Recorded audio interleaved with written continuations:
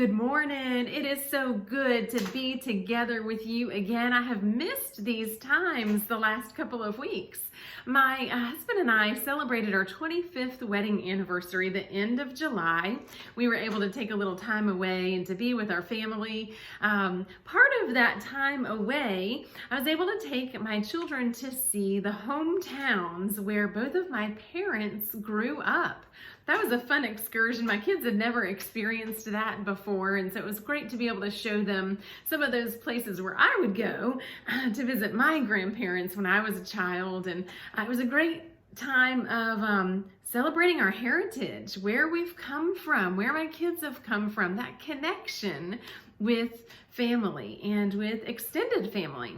Well, that leads us right into today's lectionary text. We're going to go back to the Old Testament in Genesis chapter 37. We've looked several times in the last couple of months at Genesis, and we've sort of followed the progression of this special family, first with Abraham and Sarah, where God gave them a covenant and made them a promise. And their children, Isaac and Ishmael, and then Isaac's children, Jacob and Esau. And both of those sets of siblings had a lot of conflict. And really that covenant was passed on to just one of the brothers. Well, from there we move on and we have Joseph, who is one of 12 brothers.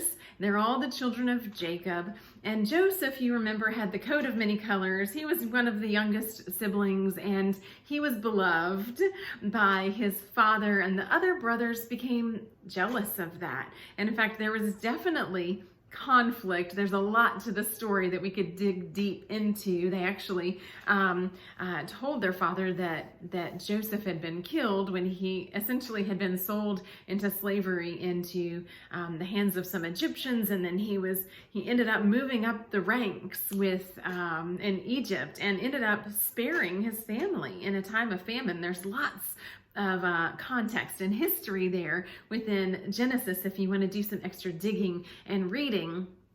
But there's something really important that happens that has to do with God's covenant, God's promise. As it's being passed down through the generations, we now have 12 brothers, 12 sons, and God's covenantal promise is passed on to all of them, not just one of them, not just to one special brother, not just to the one brother who has the birthright, but to all of them. None are left out.